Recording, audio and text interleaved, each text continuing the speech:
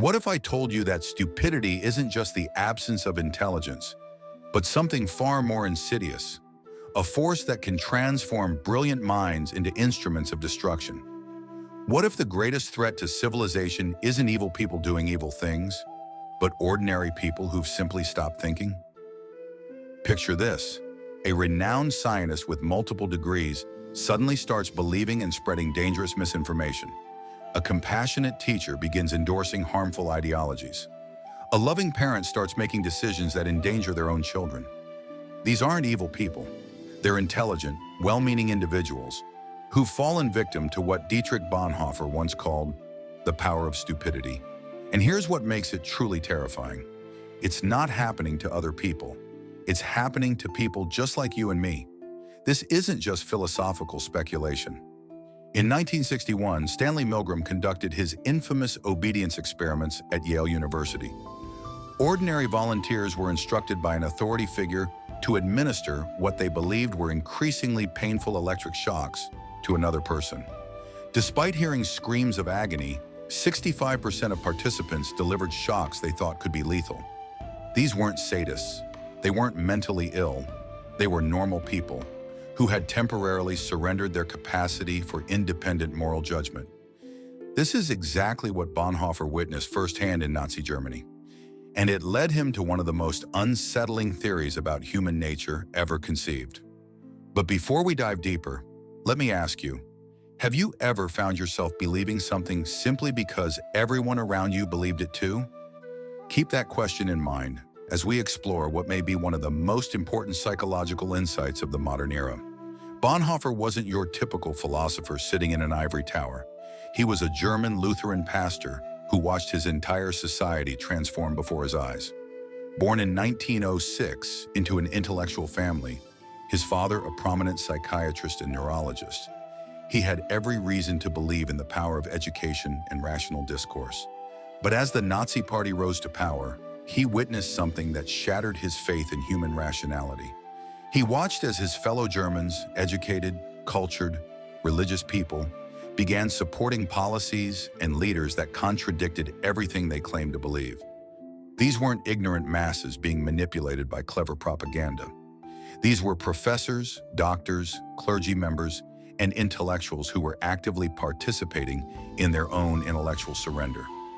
From his prison cell in 1943, waiting to be executed for his role in a plot to assassinate Hitler, Bonhoeffer wrote his most haunting observation: "Against stupidity, we are defenseless. Neither protests nor the use of force accomplish anything here. Reasons fall on deaf ears." What made this observation so chilling wasn't just the context, but its precision. Evil, he noted, always carries within itself the seeds of its own destruction. It creates unease, resistance, eventual breakdown. But stupidity, it believes it is doing good. That makes it almost impossible to correct. This isn't accidental. Those in power don't need to actively suppress information anymore. They just need to create conditions where processing information honestly becomes prohibitively difficult. When Bonhoeffer used the word stupidity, he wasn't talking about low IQ or lack of education. He was describing something far more complex, what we might call functional stupidity or willful ignorance. In his letters from prison, he explained, "The fact that the stupid person is often stubborn must not blind us to the fact that he is not independent." Bonhoeffer argued that stupidity often emerges not from individual failings, but from systemic pressures that make independent thought both difficult and costly. Think about it. Social media platforms make billions when we react emotionally, rather than think critically. News outlets get more clicks with outrage than with nuance. Politicians win elections with simple slogans, not complex policies. When people are working multiple jobs, drowning in debt, and constantly bombarded with information, intellectual surrender becomes a survival strategy. What economists call rational ignorance emerges. It becomes more efficient for individuals to remain uninformed about complex issues than to invest the time and energy required for genuine understanding. And our brains, stressed and overwhelmed, are perfectly designed to comply. While economic systems push us toward intellectual shortcuts, our brains are actually wired to comply. Leon Festinger's research on cognitive dissonance in the 1950s showed exactly how this works psychologically. When people encounter information that contradicts their beliefs, their brains fight to reject it. And when we're stressed or insecure, this tendency only grows stronger. Bonhoeffer also noticed that stupidity thrives in groups. Writing, it becomes clear that stupidity is not a psychological problem, but a sociological one. He noticed that perfectly rational individuals would abandon their critical thinking abilities when they became part of a larger group or movement. This insight was decades ahead of its time. Years later, Solomon Asch's conformity experiments proved it.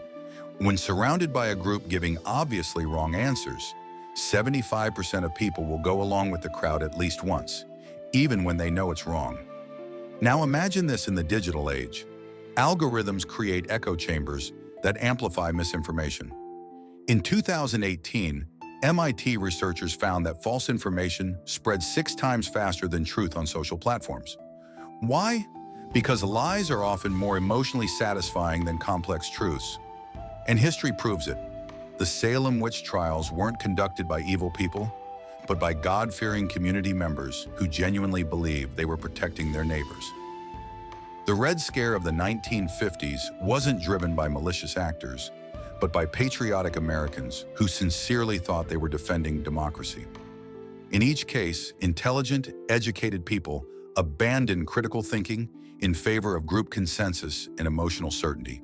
So if our brains and systems are rigged against us, how do we fight back? Bonhoeffer believed that breaking free from stupidity requires what he called costly grace, the willingness to think independently, even when it's painful, unpopular, or dangerous. Today, psychologists call it intellectual humility, the recognition that our knowledge is incomplete and potentially wrong. This means actively seeking out information that contradicts our beliefs, not to torture ourselves, but to test whether our beliefs are worth holding. Here are 4 practices that can protect us against intellectual surrender. Practice intellectual friction. Read thoughtful arguments from people who disagree with you. Not to change your mind necessarily, but to test whether your convictions can withstand scrutiny. Embrace productive ignorance. When you feel absolutely certain, ask, what evidence would change my mind? If none exists, that's a red flag. Slow down your sharing. Before posting online, take 60 seconds to verify from an independent source. Practice saying, I don't know. In a world that rewards confident ignorance, humility is an act of resistance. But it's not just about individuals. We also need systems that make honesty easier. Social media platforms must disclose their biases. We need media literacy campaigns that teach people how to evaluate evidence. Most importantly, we need economic policies that reduce the stress and uncertainty that make people vulnerable to intellectual shortcuts. When people aren't constantly worried about healthcare, housing, and employment, they have more mental bandwidth for careful thinking about complex issues. Bonhoeffer couldn't have known how relevant his warning would be today. He lived through newspapers and radios, but we're living through something exponentially more dangerous. We've gone from Nazi propaganda to social media algorithms that know exactly which psychological buttons to push. And now we're entering the age of AI deep fakes that can fabricate reality itself. The threat isn't just escalating, it's targeting the very architecture of human cognition. Every click, every pause, every emotional reaction is analyzed and weaponized against our capacity for independent thought. And the scariest part? We're all vulnerable. Bonhoeffer himself paid the ultimate price for resisting. On April 9, 1945, just weeks before Germany's surrender, he was executed. His last recorded words were, "This is the end for me, the beginning of life." His sacrifice wasn't just about political resistance. It was about defending the very possibility of human thought. He understood that when people stop thinking independently, they stop being fully human. They become, in his words, puppets whose strings are pulled by whatever force happens to be the strongest at the moment. And now his question comes to us: who stands fast? When pressure to conform is overwhelming, when truth comes at the cost of comfort, when thinking independently requires courage, who stands fast? The answer isn't intelligence. It isn't education. It's the daily choice to remain curious instead of certain, to seek truth instead of comfort, to think carefully instead of reacting quickly, because intellectual surrender may feel like liberation, but it is, in fact, the death of our humanity. This brings us to perhaps the most uncomfortable truth of all. We're all susceptible to functional stupidity. The moment we think we're immune, we've already begun to succumb. The price of intellectual freedom is eternal vigilance, not against external enemies, but against our own tendency to stop thinking when thinking becomes difficult. Bonhoeffer's question to us isn't whether we're smart enough to avoid stupidity. It's whether we're committed enough to keep thinking when thinking becomes inconvenient, uncomfortable, or costly. In a world that profits from our intellectual surrender, choosing to think carefully and independently becomes one of the most important things we can do. So here's my challenge for you this week. Take one belief you hold strongly and spend 30 minutes researching the best arguments against it. If your belief survives, you'll hold it with more confidence. If it doesn't, you'll have learned something more valuable than certainty. You'll have learned truth. The future of human dignity may depend on whether we keep thinking when thinking becomes difficult. So if this video has made you question even one belief, don't see it as weakness. See it as the beginning of intellectual courage. Share this video with someone who isn't afraid to think deeply, because in a world designed to profit from our surrender, the act of thinking carefully is the most radical resistance we have. And remember, every time you choose curiosity over certainty, evidence over emotion, careful thought over quick reactions, you are defending not just your own mind, but the very possibility of wisdom in an age of artificial stupidity. So what's one belief you're willing to question this week?